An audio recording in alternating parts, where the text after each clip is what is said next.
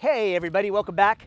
I'm Rob Lenfestey. This is Convergence Lifestyle, and I'm sitting here at Mandala Springs. It is a beautiful late winter day, and I want to talk to you about wild edible plants. Now, people are isolating themselves. Coronavirus has people scared. People are clearing the shelves at the grocery stores, and there could probably be no better time to acquaint yourself with some of the simplest, most widespread, common, wild edible foods that are probably sitting in your lawn and in your backyard right now that not only provide some of the densest nutrition that exists, but have some of the natural immune system boosting properties that you only get from plants growing outside in the wild, in the native soil microbiology. And simultaneously, some of these plants just have immune system boosting qualities by themselves.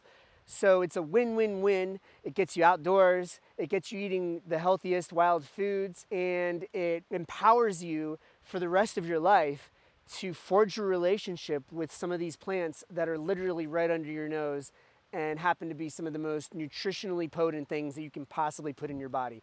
Let's go.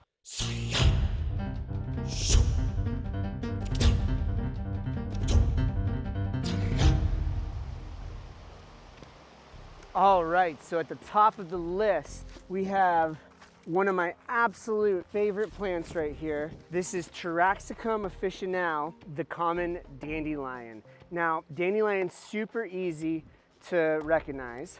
You can notice that the leaves all come from this one central point right here. And they have these very distinct, very characteristic teeth, which the name dandelion literally means lion's tooth. And then of course, it has these iconic yellow flowers. All right, so where do we start with the dandelion? This is literally one of the single most nutritionally dense foods that nature has to offer. It blows away things like brassicas, like kale and broccoli, as far as the density of phytonutrients inside. It contains a load of vitamins and minerals, high in iron, vitamins A, K, C, has vitamin E, even some of those elusive B vitamins that you don't find in the plant community so often. It's been used for ages as a liver protectorant, so it's really good for your liver health.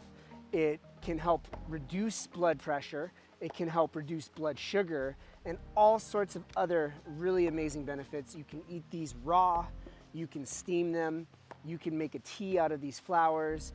There's really, the list goes on and on. The roots have amazing medicinal properties. They actually contain a lot of inulin, which is a prebiotic sugar that actually helps with your gut. It actually feeds your beneficial gut flora. It's a really amazing characteristic of the roots of dandelion. So definitely the most important first to share. Eat your dandelions and improve your health. I believe that eating wild foods is the holistic antithesis to so many dietary regimens for high performance out there. You have we go to the gym and we pump the iron, and then we drink the protein shake kind of style thing. Or you've got high performance athletes shooting these triple caffeinated shots. Wild food is the real grounded performance food that you can eat. It connects you to your environment. It helps boost your natural immune system by integrating wild microbes into your body, beneficial wild microbes into your body. It helps you connect to your natural environment. And wild foods just happen to be the most densely nutritive that exist on the planet.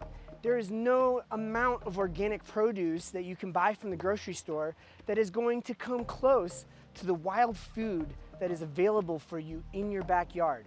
So get out there, get into your yard, get into the forest, start eating wild food.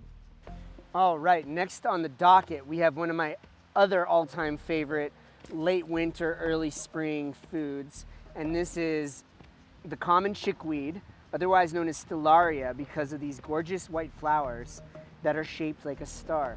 Another one that's really easy to identify. It grows very viney, close to the floor. It has opposite leaves, and it once again has this very iconic little white star-shaped flower.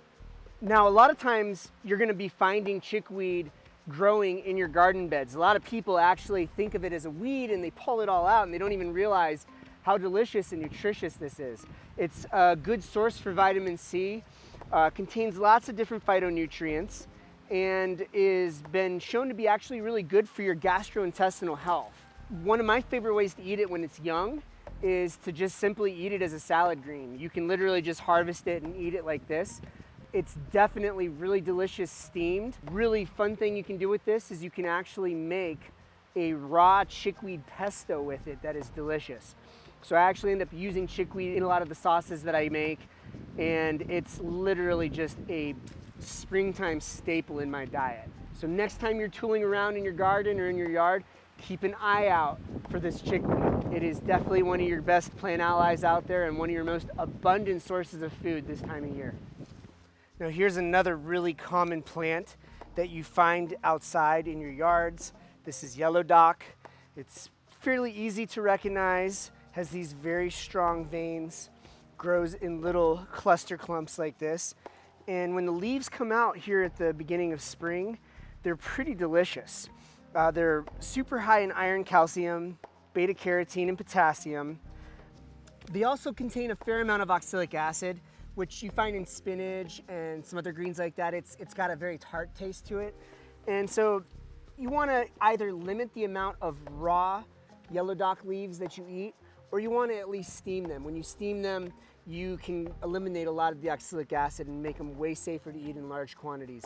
Once again, as the leaves get older, these are older leaves that have been here over winter. They're not quite as edible. They become a little bit more bitter and harder to palate. The roots, however, have a plethora of amazing medicinal properties. I'll probably do an entire video on that eventually. But in the meantime, you want to look for these fresh spring greens that are just coming out from the center stalk, and these are delicious and something definitely to keep your eyes out for out in your yard. All right, here's another one of my all-time favorites this time of year. It's called land cress or creasy, and it is one of our wild native brassicas. So very similar to kale, cabbage, broccoli. It has a similar density of phytonutrients, so very similar in that regard. It does contain oxalic acid, much less so when it's this young. So it's absolutely delicious raw. It's got a little bit of that spice to it. Puts out yellow flower stalks, and it is abundant. When you find a patch of creasy greens, it can feed you for months. It's very easy to identify. You have this very distinct lobed leaf, very similar to kale in that regard, and the flavor is undeniable. There's very few things that taste like a brassica out there in the world. Once again, this is by far one of the best foods that we have, and where it grows, it is everywhere. All right, guys, here's one more plant that I thought that I should mention because, let's face it, it's everywhere. And this is the red dead nettle. And so this is a member of the family Lamiaceae, which is the mint family. And you can identify any member of the mint family by the fact that it has a square stem, opposite leaves, and hairs on the stalk. Now, in the case of like this nettle, you have to look really closely to see those hairs. They are there, however.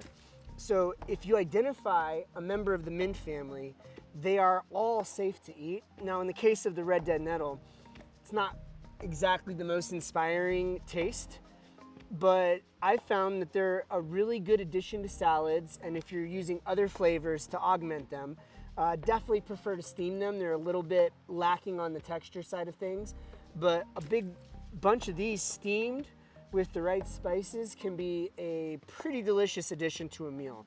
So red dead nettle, making sure that you are familiar with that, and you can use them as a good way to familiarize yourself with the mint family in general.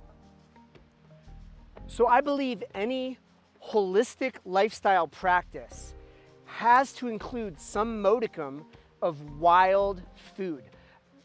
There is no organic grocery store bought food on the market that can replace a fresh picked local wild food growing in wild soil, all of the soil microbes to help create a direct immune system response that is relative to the place that you live, there are so many benefits to eating wild food. It is one of the best ways that you can connect to and interact with your own natural environment and start forging a deeper relationship to the place you live, and by extension, yourself. So get out there, get into your yards, get out into your wilderness, start eating more wild food. I'm going to be posting more videos explaining some of the different properties of these individual plants. I'm going to post more videos as other things that I love start to come out as the season progresses. So look forward to more of this kind of content. Please subscribe, and here's to your health. Hey friends, this is Rob again. If you enjoyed this video, please check out more of my content. Check out my amazing raw superfood chocolate company, Mandala Chocolate, my retreat center, Mandala Springs, and all the different events and workshops that are coming up here in the future. All of the music in these videos is my original music you could find under Amorphos and Rob Lenfestey. You can find more videos and more information on Facebook, on Instagram. Stay in touch and keep evolving.